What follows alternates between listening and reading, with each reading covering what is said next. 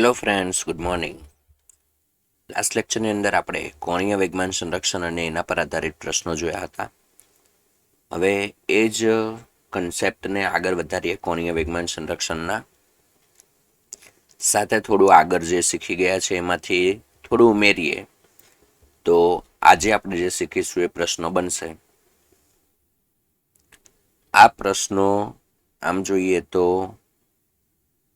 નીટની અંદર પૂછાવાની શક્યતા ઓછી છે, પણ આપણે નકારી ન શકીએ એટલા માટે હું આ ક્વેશ્ચન કરાવી દઉં છું, જેનાથી તમને એક વખત કન્સેપ્ટ મગજમાં ઉતરી જાય એટલે પછી આપણને કોઈ પ્રોબ્લેમ રહેશે નહીં. તો આ કહેવાશે રોડ પ્રોબ્લેમ્સ. Example number 1. તમે જોઈ શકો છો કે એક સળિયો એ આપણે લટકાવ્યો છે, જેનો દર m છે, લંબાઈ l છે. ઈ લખેલું છે એ એનો રેસ્ટિટ્યુશન ગુણાંક છે. રેસ્ટિટ્યુશન ગુણાંક વિશેની માહિતી આપણે ઓલરેડી દ્રવ્યમાન કેન્દ્ર ચેપ્ટરની અંદર શીખી ગયા. સંઘાતનો જે કન્સેપ્ટ હતો ત્યાં આપણે રેસ્ટિટ્યુશન ગુણાંક શીખી ગયા. સંપૂર્ણ સ્થિતિસ્થાપક, અસ્થિતિસ્થાપક, અર્ધ સ્થિતિસ્થાપક જે ઈની કિંમત પરથી નક્કી કરવામાં આવતું હોય, આ બસ એ જ ઈ છે. હવે આ સળિયોને મુક્ત રીતે લટકાવેલો છે શિરોલંબ સમતલમાં. બીજો એક સ્મોલ એમ દળનો બોલ આવે છે v0 જેટલા વેગથી અને આ સળિયાના નીચેના ભાગમાં અથડાય છે. આપણને પ્રશ્ન એવો પૂછ્યો છે કે રોડનો ઓમેગા શોધવાનો છે, કારણ કે બોલ અથડાશે એટલે સળિયો ફરવા માંડશે. તો સળિયો ફરે છે તો રોડનો ઓમેગા શોધો અને બોલનો અંતિમ વેગ શોધો. આ રીતે આપણને કંઈક પ્રશ્ન પૂછ્યો છે. તો સૌથી પહેલાં તો કયા કયા બળ લાગે છે એ બધી જ વાત આપણે કરી દઈએ. તો અહીંયાથી આ રોડ છે એનું દ્રવ્યમાન કેન્દ્ર વચ્ચે હોય, ત્યાંથી સળિયા ઉપર લાગતું હોય એક તો નીચે તરફ વજન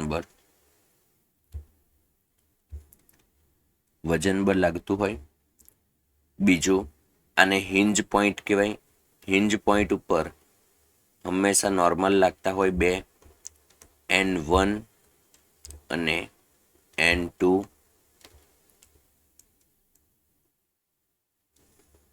આ રીતે ગણીએ. હવે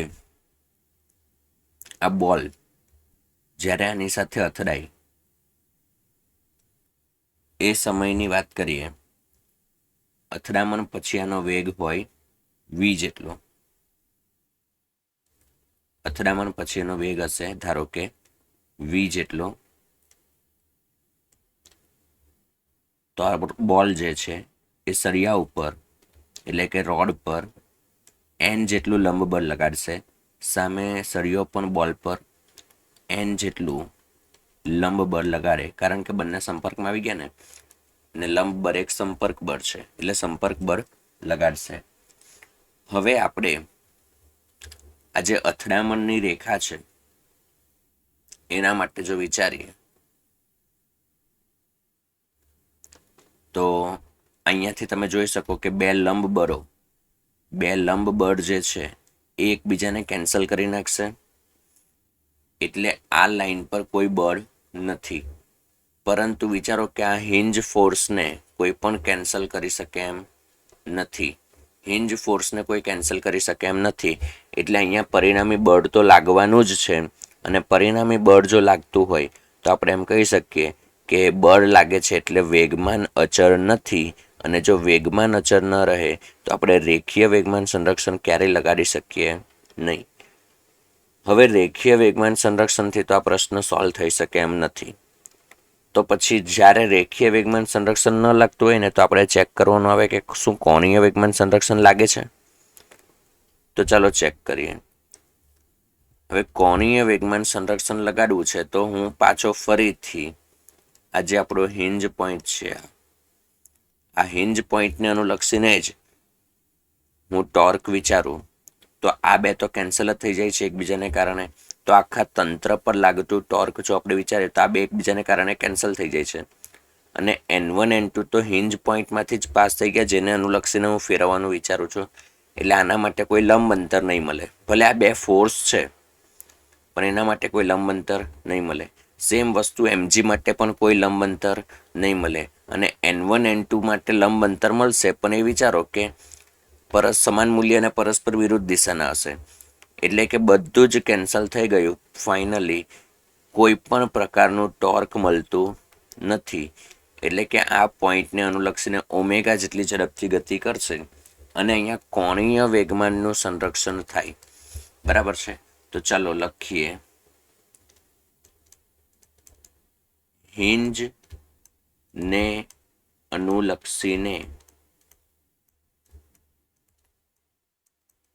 કોણીય વેગમાન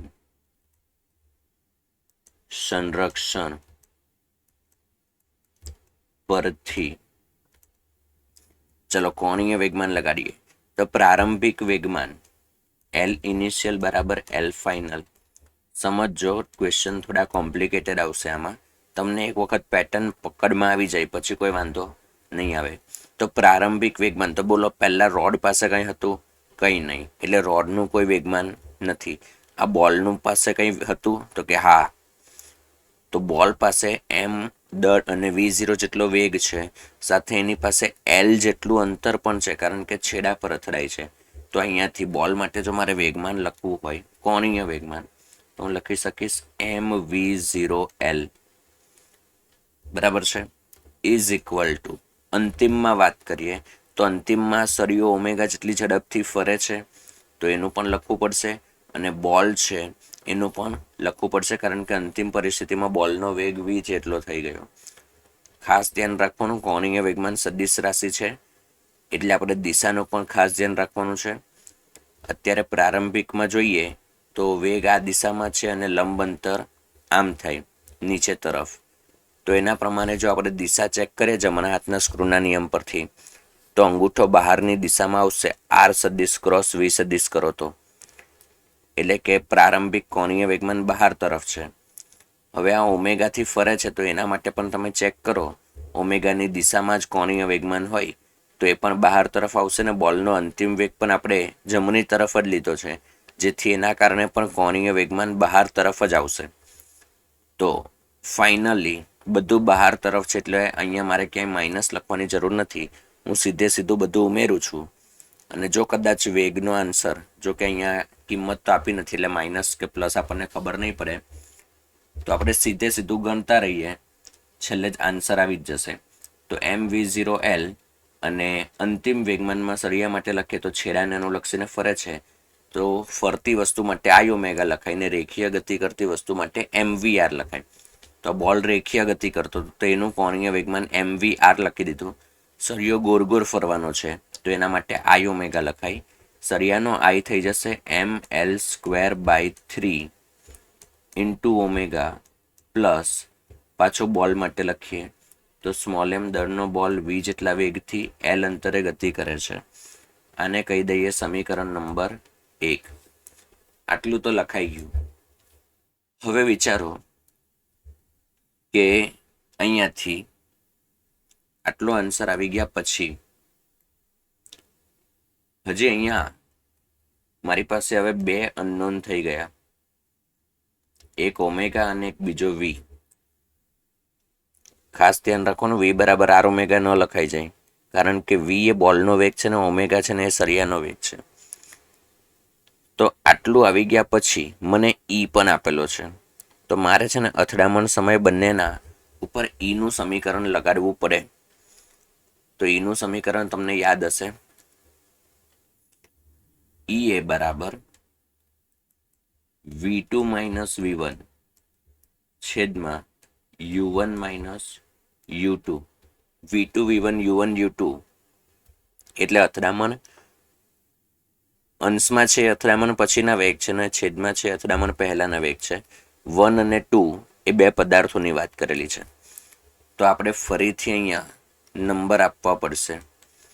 તો ધારો કે હું રોડને નંબર 1 કહી દઉં અને બોલને નંબર 2 કહી દઉં. જો સમજજો, v2 એટલે કે 2 નંબરના પદાર્થનો અથડામણ પછીનો વેગ, તો v. સમજાય છે? 2 નંબરના પદાર્થનો v2 ની કિંમત લખો એટલે 2 નંબરના પદાર્થનો અથડામણ પછીનો વેગ એટલે v2, તો v માઇનસ v1 એટલે એક નંબરના પદાર્થનો અથડામણ પછીનો વેગ, તો આ તો મારે રેખીય વેગ લખવાનો છે, નાનો વેગ તો કોણીય છે, તો આ જગ્યાએ વેગ લખવાનો, કારણ કે હંમેશા ઈનું સમીકરણ છે ને લાઇન ઓફ ઇમ્પેક્ટ પર લાગે, એટલે કે જે જગ્યાએ અથડામણ થતી હોય ને એ લાઇન પર જ લાગે. તો આ જગ્યાએ જે પોઈન્ટ છે રોડનું એનો વેગ લખવો હોય તો એના માટે ત્રિજ્યા થઈ જશે એલ. તો અહીંયાથી આપણે લખી શકીએ કે ઓમેગા એલ છેદમાં u1 માઇનસ u2 પહેલા પદાર્થનો પ્રારંભિક વેગ તો 0 આવશે, માઇનસ બીજા પદાર્થનો પ્રારંભિક વેગ એટલે કે અથડામણ પહેલાનો વેગ, તો એ આવશે માઇનસ v0. આટલું થઈ ગયું. હવે અહીંયાથી આપણે આગળ સાદુરૂપ આપીએ તો E બરાબર v માઇનસ ઓમેગા એલ છેદમાં માઇનસ v0. તો કોઈ પણ એક કિંમત ને કરતા બનાવી દઈએ એટલે આપણો આન્સર આવી જશે.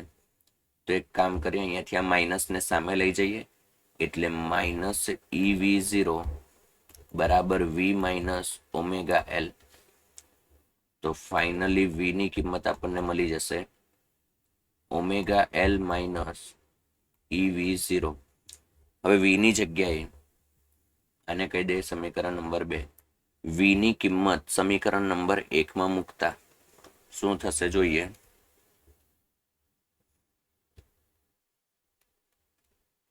mv0l બરાબર capital M L square by 3 omega plus small m. v ની જગ્યાએ કિંમત મૂકે તો omega L minus EV0 into L, આવું કંઈક થઈ જશે. બસ હવે આને સાદરૂપ આપી દઈએ એટલે આપણો આન્સર આવી જાય. તો સાદરૂપ આપું છું, જોજો. mv0l is equal to capital M L square by 3 omega plus small m omega L square, small m omega L square minus small m EV0l. આ રીતે કંઈક લખાશે. હવે અને આખું સાદુરૂપ આપવું પડશે આપણે. તો અહીંયાથી ઓમેગા કોમન નીકળે અને આ માઇનસ વાળું પદ સામે આવી જાય. તો mv0l plus EMV0l is equal to ml square by 3 plus ml square omega, આવું કંઈક લખી શકાય.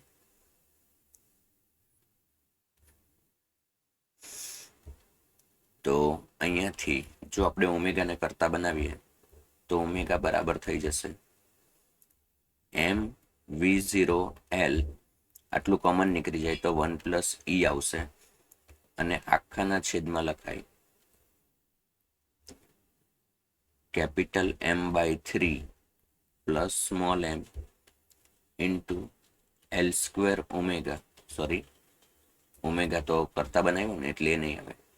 તો એક એલ અહીંયાથી ઉડી જશે અને ફાઇનલી આપણો આન્સર આવી જશે ઓમેગા બરાબર mv0 1 પ્લસ E આખાના છેદમાં capital M by 3 plus small m into L. આ આપણો ઓમેગાનો આન્સર છે.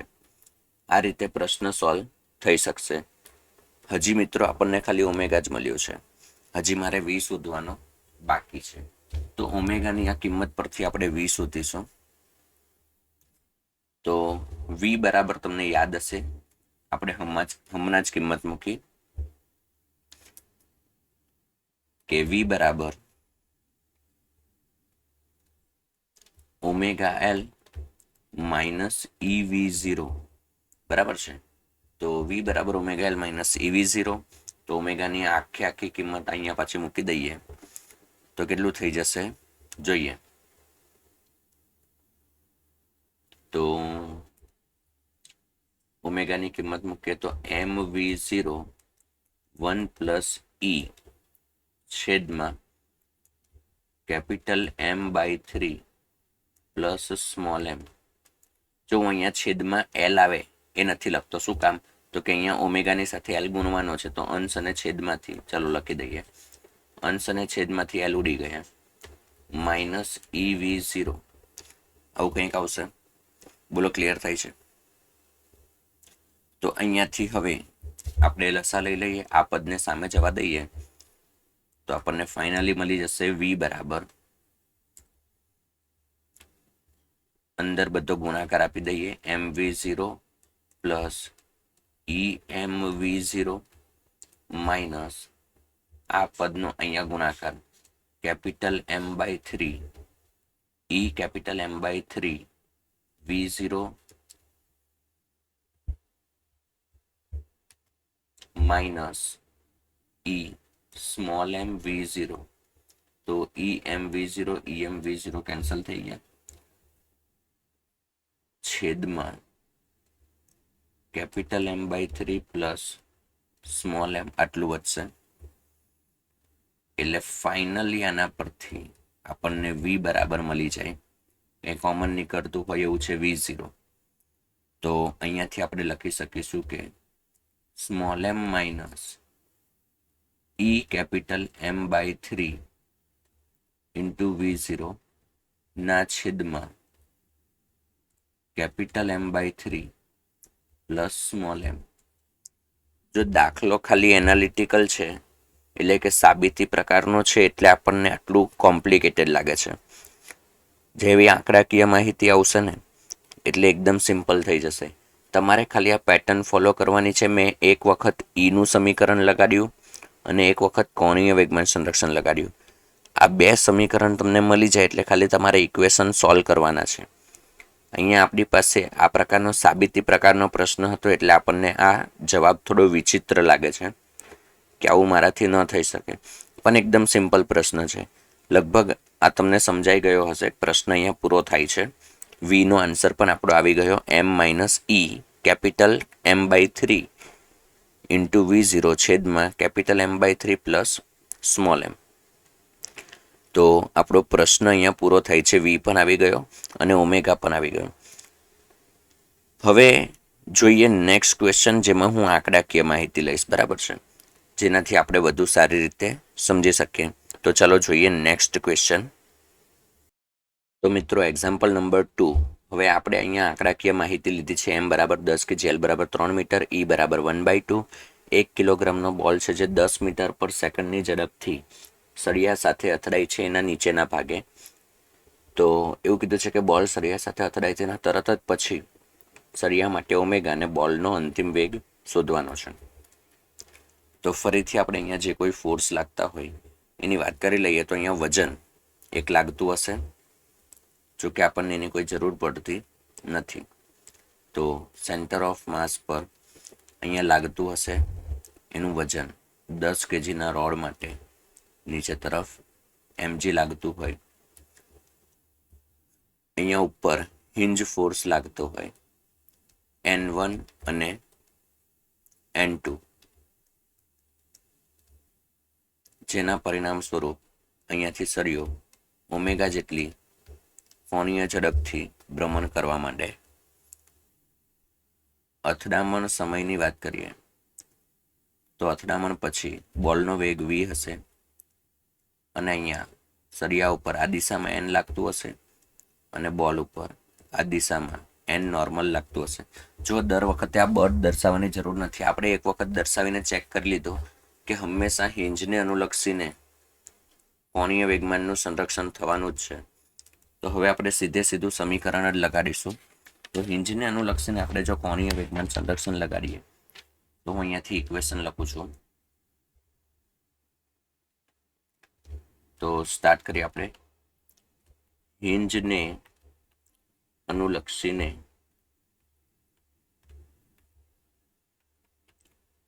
કોણીય વેગમાન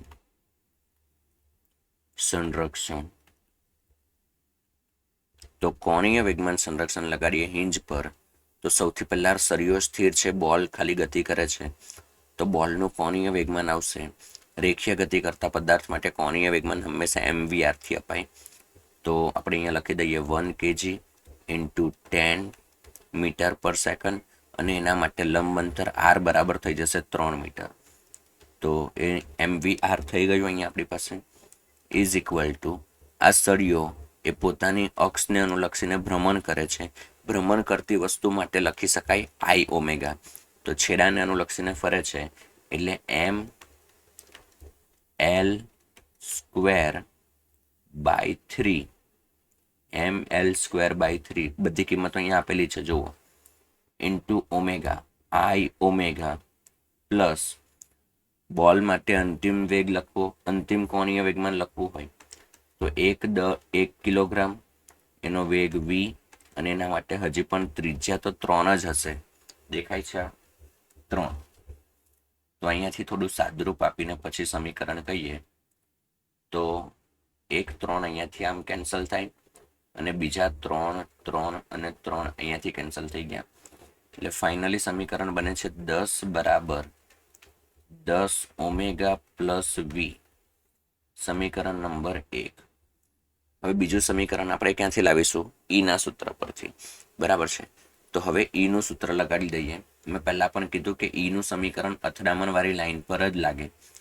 તો ઈ બરાબર v2 માઇનસ v1 છેદમાં u1 માઇનસ u2 આમ લખી શકાય. તો આપણે કિંમત મૂકીએ તો હું ફરીથી ધારો કે સળિયાને 1 નંબર આપી દઉં અને બોલને 2 નંબર આપી દઉં. તો અથડામણ પછી બીજા પદાર્થનો વેગ તો એ v જેટલો છે, તો 1/2 ઈની કિંમત is equal two v minus અથડામણ બાદ પહેલા પદાર્થનો વેગ, એટલે કે સળિયાનો વેગ આ બિંદુનો, તો એ બિંદુનો વેગ લખવો હોય તો હું લખી શકું 3 ઓમેગા, કારણ કે 3 મીટર ત્રિજ્યા અને ઓમેગા છે એટલે r ઓમેગા લખાય, અને છેદમાં u1 અથડામણ પહેલા પદાર્થનો વેગ જે 0 છે, માઇનસ અથડામણ પહેલા બીજા પદાર્થનો વેગ જે ધન દિશામાં 10 જેટલો છે. ક્લિયર છે? હવે અહીંયાથી જો આપણે સાદુરૂપ આપીએ આગળ તો થઈ જશે 10 એ સામે જાય એટલે -5 is equal two v minus 3 omega. તો v બરાબર લખી શકાશે 3 ઓમેગા માઇનસ 5, સમીકરણ નંબર 2. તો આ v ની કિંમત સમીકરણ નંબર 1 માં મૂકી દઈએ એટલે આપણને શું મળી જશે?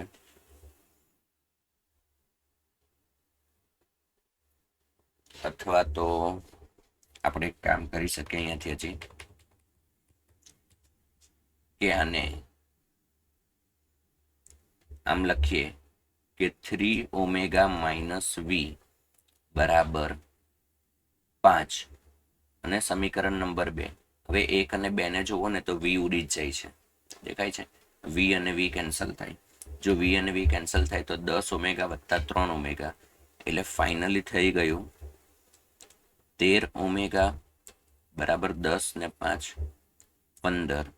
તો અહીંયાથી આપણને ઓમેગાનો આન્સર ડાયરેક્ટ મળી ગયો કે ઓમેગા બરાબર 15/13 રેડિયન પર સેકન્ડ. તો ઓમેગા મળી જાય છે અહીંયાથી. હવે આપણે જોઈએ v કેવી રીતે મળશે. તો v શોધવું હોય તો અહીંયાથી આપણે લખી શકીએ v બરાબર 3 ઓમેગા માઇનસ 5, આ જ સમીકરણ પરથી પાછું લખી શકાય. તો અહીંયાથી આપણને v બરાબર 3 ગુણ્યા 15/13 માઇનસ 5, તો લસા લઈએ તો 15 × 45 માઇનસ 13 × 5 65 આખાના છેદમાં 13, તો -20/13 મીટર પર સેકન્ડ આટલો આન્સર આવશે, જેવું દર્શાવે છે કે અથડામણ પછી ખરેખર બોલ પાછો જાય છે. અથડામણ પછી બોલ ખરેખર પાછો જાય છે કારણ કે એનો વેગ માઇનસમાં આવે છે. તો આપણને v શોધવાનું કીધું હતું અને આપણને ઓમેગા શોધવાનું કીધું હતું. તો તો બંને વસ્તુ આપણને મળી ગઈ છે. તો આ રીતે કંઈક પ્રશ્ન વિચારી શકાય. વધુ એક ક્વેશ્ચન જોઈએ એટલે આપણે હજી સારી રીતે બેસ્ટ રીતે આ કન્સેપ્ટ આપણા મગજમાં ફિટ થઈ જાય. એકની એક પેટર્નથી ગણવાનો છે, કંઈ જ નવું નથી. આ વખતે આપણે બોલ છેડા કરતાં થોડો અલગ જગ્યાએ અથડાવીએ, કારણ કે એવું પણ શક્ય છે અલગ જગ્યાએ અથડાય, છેડા પર ન અથડાય. તો ક્યાં કઈ લંબાઈ લેવી પડે એની વાત કરીએ. તો જોઈએ નેક્સ્ટ ક્વેશ્ચન. હવે એક્ઝામ્પલ નંબર 3, આની અંદર આગળના જેવો સેમ ક્વેશ્ચન છે, ખાલી ઈની કિંમત આગળના ક્વેશ્ચનમાં હાફ હતી, અહીંયા 1 આપી દીધી છે. અને બોલ છેડા પર અથડાતો તો એની જગ્યાએ આમાં છેડાથી 1 મીટર જેટલો ઉપર અથડાય છે. એટલે કે ખરેખર અથડામણ માટે ત્રિજ્યા 4ની જગ્યાએ 3 મીટર આપણે લખી શકીશું. તો એ થઈ જશે 3 મીટર. તો ખાસ એ ધ્યાન રાખવાનું, બાકી કોઈ ફરક નથી. આપણે ગણવાનું સ્ટાર્ટ કરીએ એટલે આપણને વધારે આઈડિયા આવશે. તો અહીંયાથી હવે હું કોઈ બળ બતાવતો નથી, કારણ કે મને ખબર જ છે કે હિંજને અનુલક્ષીને કોણીય વેગમાન થવાનું જ છે. તો આપણે ખાલી એટલું વિચારી લઈએ કે આનો ઓમેગા મેં આમ લીધો છે, અને અથડામણ સમયે આ જે બોલ છે એનો વેગ એ મેં જમણી તરફ વી જેટલો લીધો છે. આ બોલનો વેગ છે, ખાસ ધ્યાન રાખજો. તો આપણે ફરીથી લખીએ કે હિંજને અનુલક્ષીને કોણીય વેગમાન સંરક્ષણ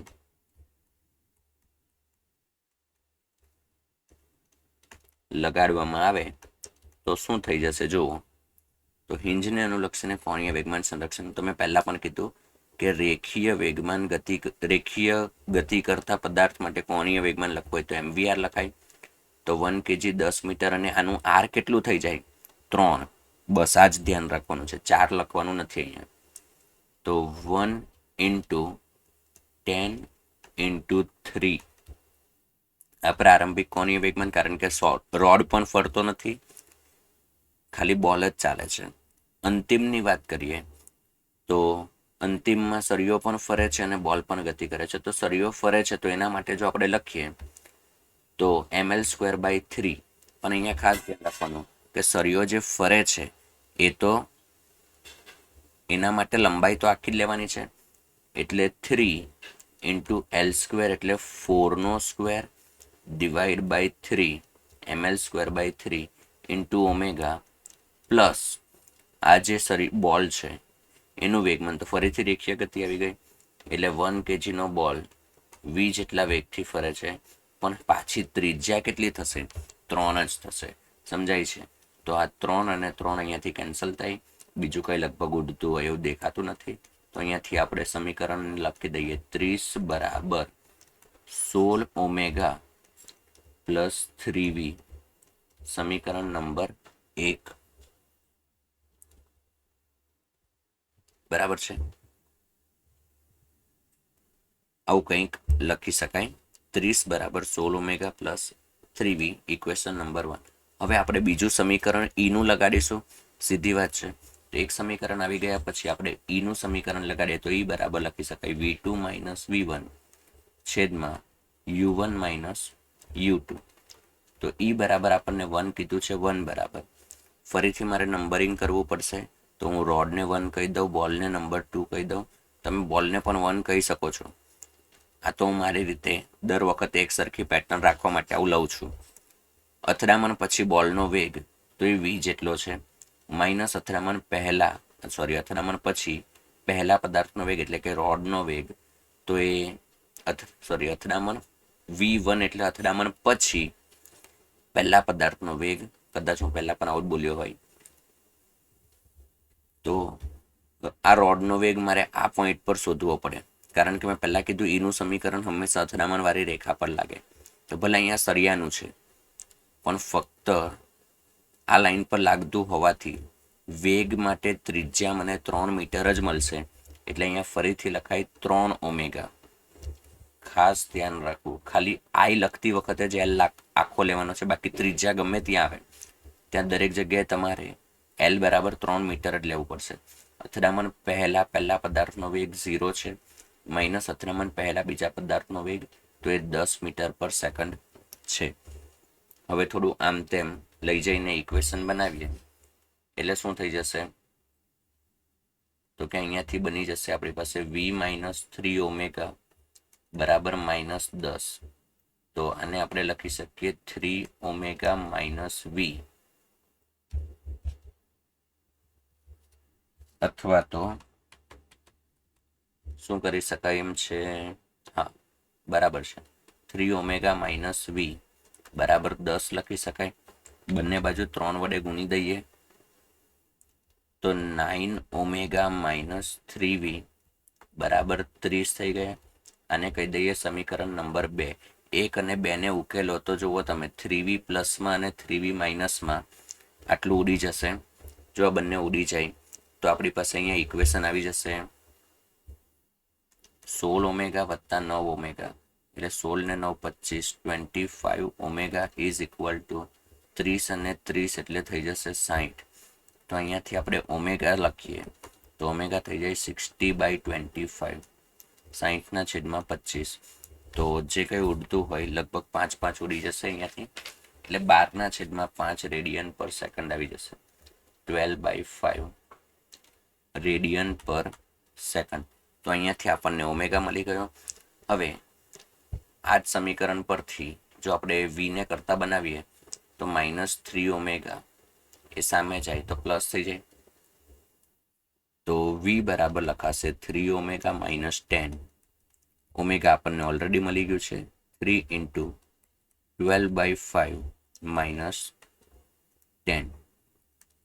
તો 12 × 36 માઇનસ લસા લઈએ તો 50 આખાના છેદમાં 5. તો એમ કહી શકીએ કે વી બરાબર 36માંથી 50 છે એટલે -14/5 મીટર પર સેકન્ડ. ફરીથી વીનો આન્સર આપણો અહીંયા માઇનસમાં આવે છે, જે આપણને એવું બતાવે છે કે આપણે વેગની જે દિશા લીધી છે એનાથી ખરેખર બોલ વિરુદ્ધ દિશામાં જાય છે, એટલે કે અથડાઈને પાછળ તરફ જતો હશે. તો આ પ્રકારે આપણે પ્રશ્નો સોલ્વ કરી શકીએ. મેં લગભગ બધી જ પેટર્ન આમાં લેવાનો પ્રયત્ન કર્યો. હજી તમને એમ પણ આપી શકે કે સળિયો ઓલરેડી ફરતો જ આવતો હોય, બરાબર, પણ એ થોડું વધારે થઈ જશે તમારા માટે નીટના લેવલ પરતું. તો આપણે એવા કોઈ પ્રશ્ન અત્યારે સોલ્વ કરતા નથી, પણ હું તમને કહી રાખું છું કે એવી પેટર્ન પણ આવી શકે કે પહેલેથી સળિયો પણ ફરતો હોય. તો બસ આજનો સેશન આપણે અહીંયા જ અટકાવીએ. મળીશું નેક્સ્ટ સેશનમાં. Thank you.